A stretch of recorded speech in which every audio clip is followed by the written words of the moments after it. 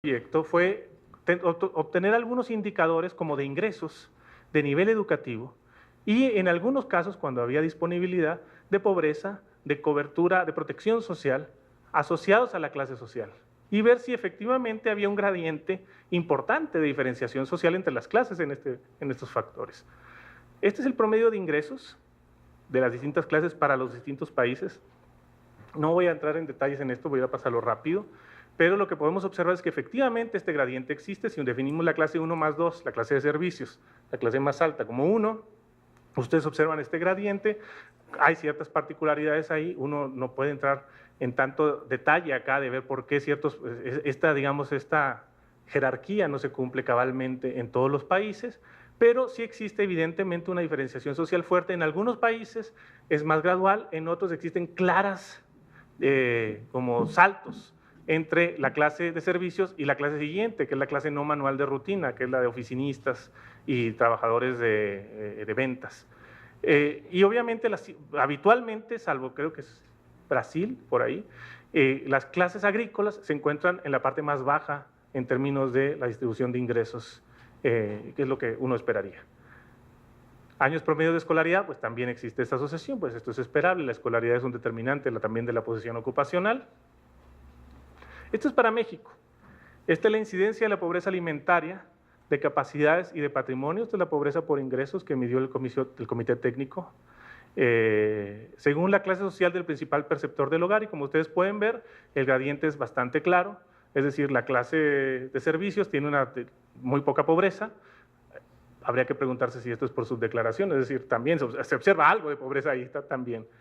Pero en la medida en que uno avanza en la estructura de clases, sí observa uno una jerarquía en donde la pobreza va incrementando en cada una de estas clases. Entonces podemos sostener que sí existe una jerarquía en términos distributivos entre las clases. Sí permanecen estas diferencias de clase y no son pequeñas, son diferencias importantes como se puede observar en esta misma gráfica. Sus condiciones laborales, etcétera. Voy a ir para adelante. Llegó a su fin la etapa de alta movilidad social intergeneracional en América Latina. Bueno, vamos a comenzar con medidas de estructura. Sí, yo les decía que una de las cosas que uno analiza primero es cómo cambia la estructura de clases entre padres e hijos en términos generales, sin meterse a la parte interior de la tabla. Y esto nos habla de la movilidad estructural. ¿Qué tanto está cambiando la estructura de clases a lo largo del tiempo por el cambio en la estructura productiva? Esta es la estructura de clases para los distintos países. Como ustedes pueden ver, es bastante parecida, salvo el caso de Perú. Y esto se explica porque Perú tiene un proceso de urbanización mucho más tardío que el resto de los países de nuestra muestra. Y Perú es una gran adición a nuestro proyecto, de hecho, porque justamente nos permite ver que lo que estamos analizando son países de alto desarrollo relativo en América Latina. Argentina, Brasil, Chile y México. Si uno entrara, y más adelante, si me da tiempo, les presento una tabla que tengo de 9 países de América Latina sobre la estructura de clases, y uno viera los países de Centroamérica, por ejemplo, uno estaría más cerca de Perú que de Argentina, Brasil, Chile y México, es decir, con una estructura de clases mucho más centrada, o donde pesan mucho más las ocupaciones agrícolas. Por ejemplo, pequeños propietarios agrícolas entre los varones en Perú es 34%, en Argentina es 2%, en Brasil es 10%, en Chile es 6%, en México es 6%. Entonces, evidentemente la estructura de clases en América Latina es diferente, no hay una estructura de clases única. Existen países de alto desarrollo relativo que tienen una estructura de clases más centrada hacia la clase de servicios y hacia las ocupaciones manuales calificadas, y otros en donde las ocupaciones agrícolas siguen siendo bastante importantes. Esto es el caso de los varones. Cuando vemos a las mujeres, lo que observamos es el resultado de la segregación ocupacional por sexo. Es decir, las ocupaciones agrícolas, las mujeres no están presentes, o mucho menos presentes, en el trabajo manual calificado, mucho menos presentes, y si uno mira con un poco más de detalle, no tengo chance aquí de mostrarlo, pero uno observa el techo de cristal en el acceso a la clase de servicios. Es decir, las mujeres, salvo Argentina, tienen mayores dificultades para ingresar a la clase de servicios en términos proporcionales, esto se observa con relación a los varones. Ahora comparemos con Europa. ¿Cómo nos va con Europa? Esta es Europa, ojo, Europa a finales de los 90, o sea, hace rato. Los datos nuestros no dije de cuándo son aproximadamente entre 2008 y 2012. Por ahí están todos nuestros datos. O sea, una década después. Y bueno, lo que se ve muy claramente aquí es que la estructura de clases europea es una estructura que está fuertemente concentrada en las ocupaciones o en las clases con mayores skills, ¿sí? La clase de servicios, la clase superior, donde están los profesionales, donde están los directivos intermedios, los gerentes, etcétera, los grandes propietarios también, pero en realidad ahí son los profesionales los que están haciendo el peso, la diferencia. Ven Europa, que es la columna de la derecha, luego tienen América Latina promedio y sin Perú. Sacamos a Perú porque Perú era muy distinto al resto de los 4 países de América Latina para ver los 4 países de América Latina con estructura más cargada hacia arriba, digamos, pero eso es muy parecido. Observamos que en Europa hay una proporción mucho más alta de personas en la clase de servicios y lo mismo en la clase de trabajadores manuales calificados. En cambio, en América Latina, ¿qué nos sobra? ¿Dónde está nuestra macrocefalia? En las ocupaciones de baja calificación, 7A, y en las ocupaciones agrícolas. Entonces esto es interesante porque lo que estamos viendo es que efectivamente existe una restricción estructural en América Latina para la movilidad estructural ascendente, es decir, es un problema de creación de posiciones sociales o de ocupaciones de alta jerarquía que tenemos un cierto rezago histórico, digamos, en la creación de esas posiciones. Ahora, ¿implica eso que la movilidad social intergeneracional ha sido muy baja en América Latina? La verdad no, y ese es el gran primer resultado de nuestro trabajo. Si uno observa la movilidad absoluta, es decir, todo lo que está fuera de la diagonal de la tabla, si ustedes recuerdan, la movilidad absoluta en Argentina, 66%, en Brasil, 77%, en Chile, 66%, en México, 69%, en Perú, 64%. Es decir, 2/3 partes de la población, cuando menos, está experimentando movilidad intergeneracional de clase, de los varones en este caso, y de las mujeres es mayor el número. Pero aquí lo que pasa es que estamos comparando con padres varones, hijas mujeres, entonces la segregación ocupacional por género también se observa en la comparación entre padres varones e hijas mujeres. Entonces las tasas de movilidad tienden a ser mayores. Entonces tenemos altas tasas de movilidad absoluta en América Latina. Cuando vemos movilidad vertical, entre 3 macroclases siguen siendo altas las tasas. Perú es un poco más bajo ahí. ¿Sí? Movilidad ascendente es predominante sobre la descendente. ¿Sí? Y los últimos 2 datos son interesantes. El por ciento de población con orígenes agrícolas. Vean cómo Argentina, por ejemplo, es solo 17%, porque experimentó su transición a lo urbano mucho antes que el resto de los países de América Latina. En cambio, en Brasil es 38%, en Chile 23%, en México 33%, Perú 64%. 64% de las personas, sus padres, eran trabajadores agrícolas, formaban parte de las clases agrícolas. Y este es el reclutamiento social en la clase superior, por ciento de personas en las clases 1 más 2 que son provenientes de otras clases, y veamos 65, 70, 72, 80, 83. Es decir, frente al panorama de una sociedad rígida en términos de movilidad intergeneracional de clase, bueno, nuestros resultados empíricos, y además frente a estos datos que yo les mostraba, de una sociedad en donde no se han creado oportunidades de movilidad estructurales en las posiciones de alta jerarquía, lo que uno encuentra al analizar las tablas de movilidad intergeneracional de clase es que la movilidad es muy alta en América Latina, al menos en términos de movilidad intergeneracional de clase. Estos son los flujos de movilidad más frecuentes, no voy a detenerme aquí. Y el tema es ¿por qué? La pregunta de fondo es ¿por qué? ¿Por qué si el cambio de la estructura de clases es poco? ¿Sí? Si tenemos poca movilidad estructural, si no tenemos creación de empleo, ¿por qué observamos tantas tasas de movilidad individual? Y la respuesta está en la fluidez social. La respuesta es que sí, efectivamente, somos sociedades relativamente fluidas, dado nuestro nivel de desigualdad en términos de movilidad intergeneracional de clases. Seguimos siendo eso, o al menos eso es lo que siguen reflejando los datos, a lo mejor por digamos, una inercia histórica, pero seguimos observando altas tasas de fluidez. Y esto se ve acá. Este es el coeficiente phi que les conté cuando les presenté esa ecuación. Son los puntajes phi, la movilidad, la fluidez social. Entre más alto es este coeficiente, tenemos menos fluidez social. Hay más asociación neta entre orígenes y destinos de clase.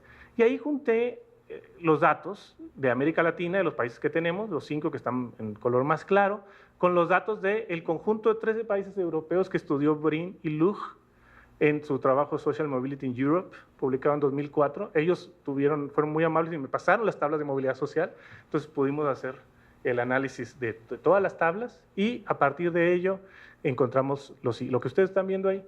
Es decir, los niveles de fluidez social observados en las sociedades de América Latina no difieren en términos generales de los observados en las sociedades europeas. Son de un orden similar. Chile, Argentina, México, un orden similar a Irlanda, Francia, Gran Bretaña, un poco más abajo, es decir, mayor fluidez. Y Perú, curiosamente, pero no tanto si uno piensa en la enorme transformación social experimentada en Perú en los últimos 30 o 40 años, es la sociedad más fluida de las 5. La sociedad en donde existe menos asociación neta entre orígenes de clase y destinos de clase, comparada con Israel, que por cierto también es una ciudad interesante porque es una ciudad de fuerte migración. Entonces, eso es en parte lo que explica la movilidad tan alta de Israel. Y Perú, con su proceso de urbanización tan fuerte, también es una ciudad de fuerte migración, pero interna, ¿sí? En donde hay una fuerte disociación entre el origen y el destino de clases de las personas. Voy a pasarme esta parte del patrón jerárquico porque ya me pasé en tiempo, porque creo que lo más importante que he planteado es esto, ¿sí? Hay un tema, hay una disonancia, si ustedes quieren, entre cuáles son las narrativas habituales sobre la movilidad social en América Latina y los datos de la movilidad intergeneracional de clase que estamos encontrando. Yo les quiero comentar que mi tesis doctoral es sobre la movilidad social intergeneracional en Monterrey. Cuando yo comencé mi trabajo, en 2000, yo hice un reestudio del que hicieron Balan, Browning y Jelin en 65. Y cuando comencé, mi hipótesis inicial es que yo iba a encontrar tasas de movilidad intergeneracional de clase bajísimas en Monterrey del 2000, comparado con el Monterrey del 65. Bueno, no, encontré que las tasas eran las mismas, altas, ¿sí? Y encontré más o menos este mismo resultado. Yo dije, es que es Monterrey, probablemente es una excepción, lo voy a hacer para México. Bueno, lo hice para México y encontré altas tasas de movilidad social y encontré el mismo resultado. Vamos a hacerlo en América Latina. Y encontramos el mismo resultado en términos de movilidad intergeneracional de clases. Quiero decir que es un resultado robusto en cierto sentido, que reproduce resultados empíricos que estamos observando en varios estudios empíricos realizados en América Latina. Algunas conclusiones. La evidencia no respalda la hipótesis del fin de la movilidad social, al menos en lo referente a la movilidad de clase. Esto es importante, al menos en lo referente a la movilidad de clase. Hay un menor influjo estructural en la movilidad, es decir, el cambio estructural ha sido menor, pero se ha sobreestimado su importancia frente a la fluidez social. Es decir, frente a la circulación individual que existe entre las clases, sigue siendo muy alta. ¿Sí? Los niveles de fluidez son similares a los observados en países europeos. En términos generales, los regímenes de movilidad de clase en América Latina son menos rígidos de lo que sugieren los relatos más pesimistas. Ahora, tampoco hay razones para ser optimistas, y esto lo discutimos mucho en las conclusiones del libro, dados estos resultados. Lo primero es el entorno de desigualdad distributiva. Nuevamente volvemos al principio. Si vamos a evaluar la justicia social solo a partir de la desigualdad de oportunidades, y sin olvidarnos de la enorme desigualdad de condiciones y desigualdad distributiva que existe, es un balance incompleto. Existe alta desigualdad distributiva que prevalece en América Latina. Lo segundo es que hay un estancamiento en la generación de oportunidades estructurales. Las estructuras de clases tienen una microcefalia en las clases de mayor jerarquía y en clases manuales de mayor calificación. Y esto se ve muy claramente en la comparación con Europa. Lo tercero es que si bien, y esto es lo que me salté, y ahora nada más se los voy a plantear como conclusión, la fluidez promedio es similar a la observada en las sociedades europeas industrializadas, hay mayores barreras en los extremos en América Latina. ¿Sí? En promedio, el nivel es el mismo, pero cuando uno empieza a diseccionar, lo que se encuentra es que es una sociedad donde las oportunidades de movilidad social están polarizadas.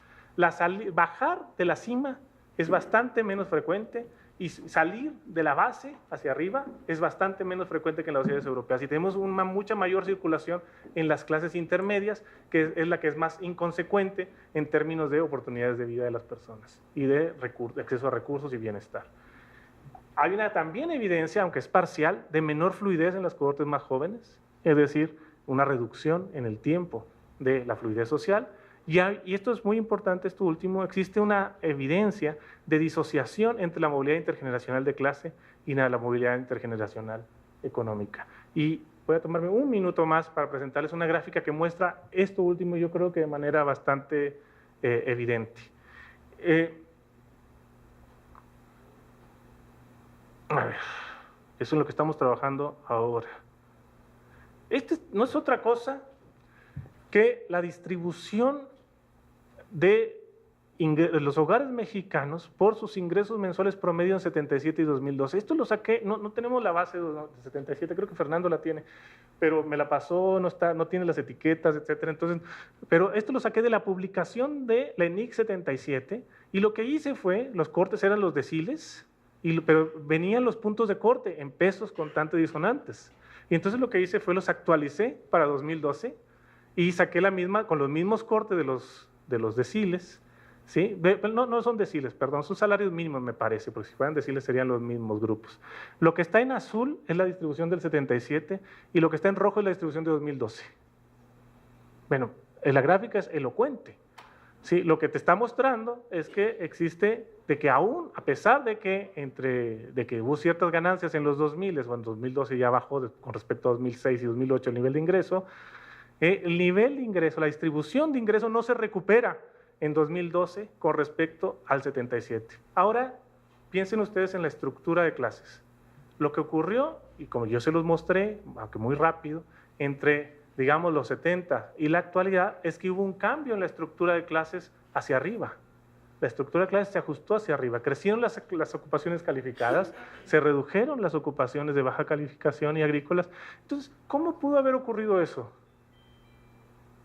Lo único que puede explicar estos dos fenómenos simultáneos es que hay una depreciación de los ingresos de las clases superiores, intermedias.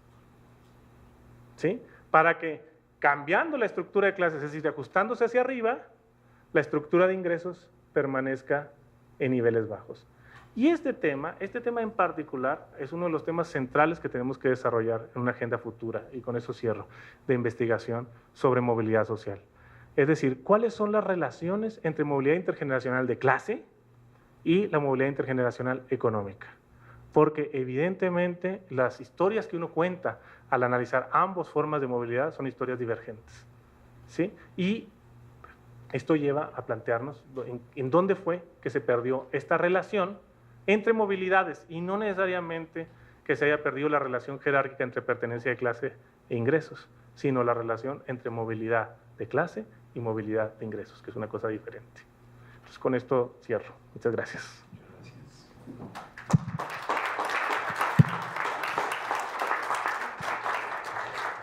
Agradecemos su exposición de entrada al doctor Patricio Solís. Me parece que nos ha dado una serie de elementos importantes para la reflexión y el comentario y las preguntas que vendrán después de que escuchemos, como ya se anunció, a la doctora Yashin en su comentario a la exposición inicial. Por favor. Sí, muchas gracias. Yo quisiera hacer este comentario, retomando no solo la presentación que Patricio ha hecho aquí, sino una lectura más amplia del libro que él menciona y que recoge los resultados de la investigación de la cual él nos platicó el día de hoy. Y creo que eso puede aportar tanto una reflexión sobre la investigación misma, pero también un incentivo para todos aquellos que están interesados en el tema de los estudios de movilidad social para animarse a leerlo de manera directa, principalmente porque yo pienso que esta investigación llena un vacío, que es un vacío que ha sido importante en los estudios de movilidad social en América Latina. Como ya comentaba Patricio al inicio, fueron estudios, ¿no?, que tuvieron un cierto auge hace unas décadas y que después se dejaron y se empiezan a retomar actualmente en América Latina, y que esta investigación precisamente me parece que da un impulso importante para la agenda de investigación de estos estudios de movilidad social. Y esto tiene que ver sobre todo con el hecho de que la investigación realiza un análisis comparativo de un conjunto más amplio de países de América Latina de los que antes se habían analizado de manera comparativa, y no solo eso, sino que, como ya se dijo aquí, hace una comparación también con lo que se conoce en los estudios de movilidad a nivel internacional, particularmente en el caso de Europa. Y esto me parece que es algo que aporta mucho al conocimiento empírico que tenemos sobre estos procesos de movilidad en América Latina. Y ya mencionaba Patricio algunas de las razones por las cuales un análisis de movilidad social es relevante, y yo quisiera también aquí enfatizar nuevamente ese punto.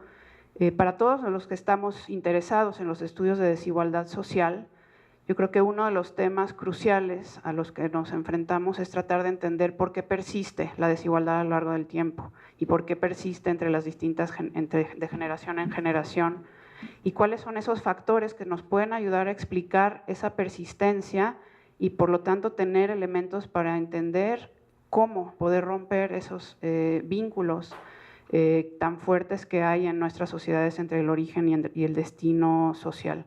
Entonces, en ese sentido, me parece crucial, desde una aproximación a la comprensión de la desigualdad, poder tener una comprensión más detallada de los procesos de movilidad social.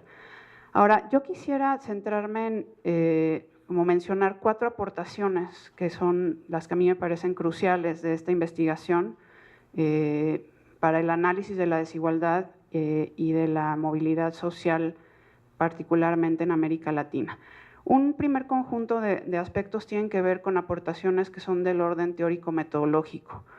Como ya hacía mención Patricio, en una de las discusiones importantes que ellos tuvieron en el proyecto de investigación fue decidir si se optaba por hacer una propuesta de estratificación social que fuera particular o ad hoc a los países latinoamericanos, o si se acoplaban a una propuesta de estratificación social más de orden comparativo.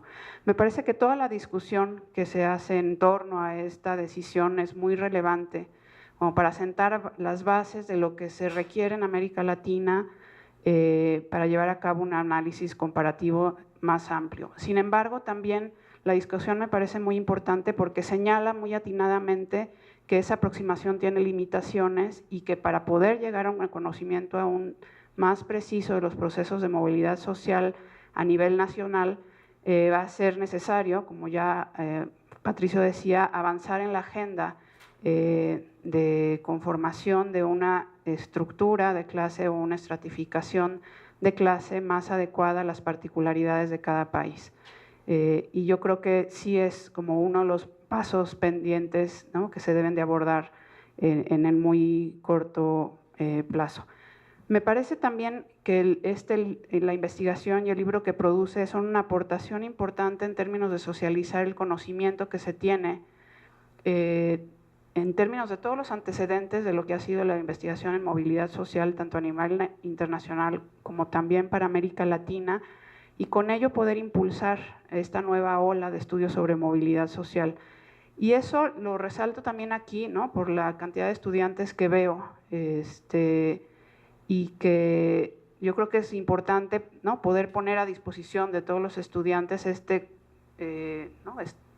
sistematización del conocimiento que se ha adquirido tanto en términos teóricos como metodológicos y también empíricos, que son como un punto de partida para poder avanzar la investigación a un siguiente nivel, ¿no? Y también la posibilidad de hacer del conocimiento, ¿no?, más amplio, de la disposición de fuentes de información que existen ya disponibles para hacer el análisis de movilidad social en México a nivel nacional, que es algo que hace no muchos años no era posible y que ahora es posible, y que a lo mejor Patricio podría comentar un poco, ¿no?, sobre algunos otros proyectos de recolección de información que hay actualmente que van a dar, yo creo que un empuje mayor a los estudios de movilidad social en los próximos años en el caso de México.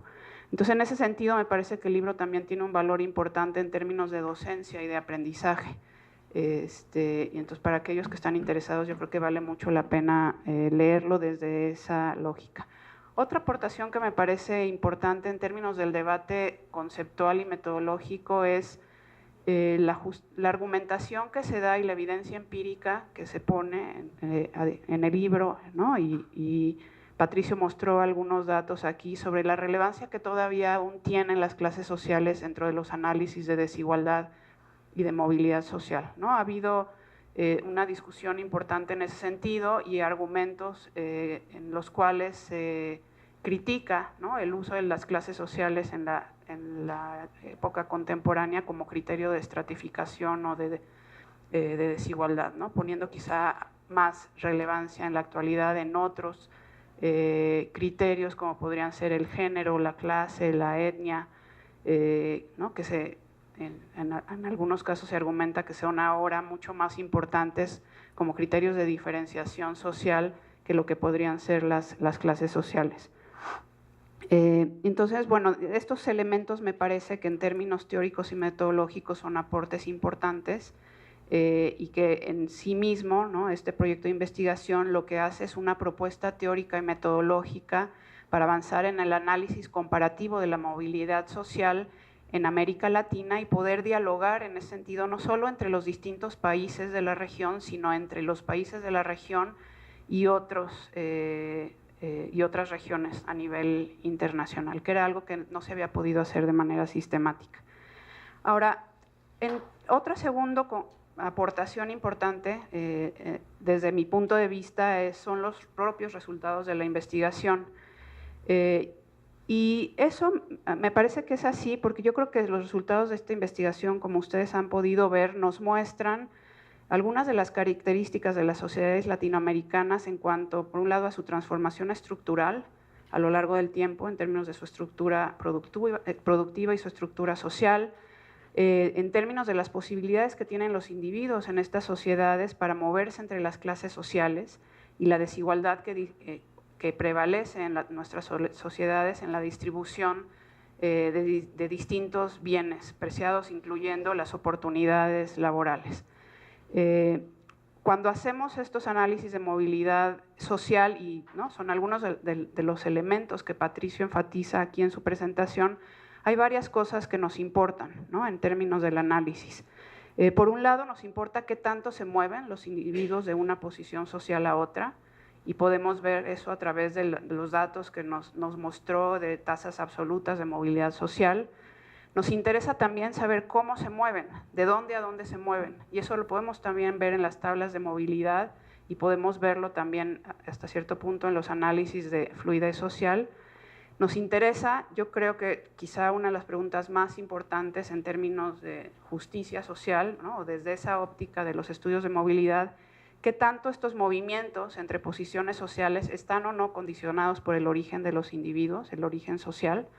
Pero nos interesa también las características de las posiciones sociales que están ahí en el mercado de trabajo y la relación que tienen estas posiciones sociales con el acceso a distintos niveles o condiciones de vida, ¿no? Entonces, todos esos elementos que menciono ahora están en juego en esos análisis de movilidad y pudiera ser que se muevan, ¿no?, cada uno de estos elementos en sentidos a veces distintos o contradictorios, que es lo que, ¿no?, a veces nos deja perplejos y hace más difícil llegar a conclusiones como más contundentes en términos de qué está pasando, ¿no?, en las sociedades. Ahora, a mí me gustaría destacar sobre todo dos resultados de los que Patricio ha mostrado, porque me parece que, ¿no?, son muy relevantes para la reflexión.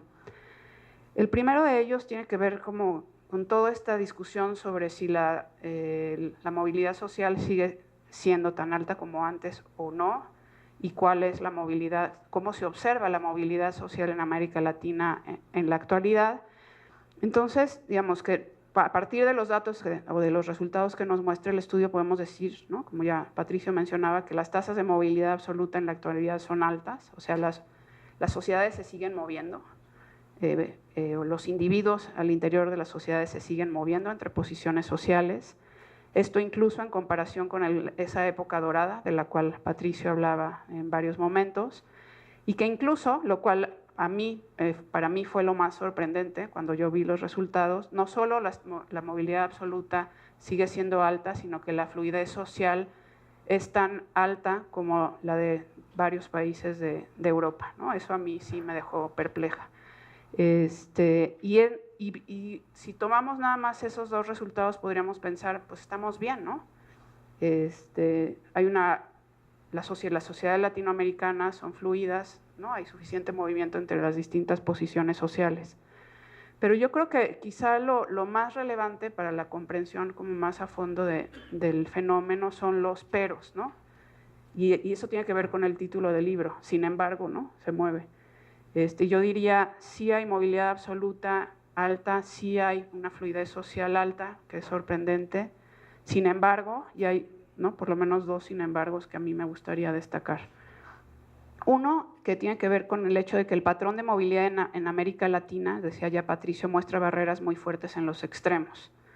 Es decir, es muy difícil entrar a la clase más alta, a la clase de servicios, y es muy poco probable que alguien que nació en la clase de servicios baje de clase, ¿no? Entonces, digamos que ahí lo que nos aseguramos es de que quienes nacen ricos se quedan ricos, ¿no? Quienes nacen de padres profesionistas serán profesionistas, ¿no? Hay no solo, digamos, ahí podríamos hablar de un piso de cristal, ¿no?, del cual aquellos que están en la clase de servicios difícilmente van a bajar. Y por el otro lado, ¿no?, tenemos el fenómeno del techo de cristal, que es el hecho de que quienes nacen en las clases más bajas, que como ya Patricio mostró, equivale a estar en pobreza, ¿no?, en nuestra sociedad.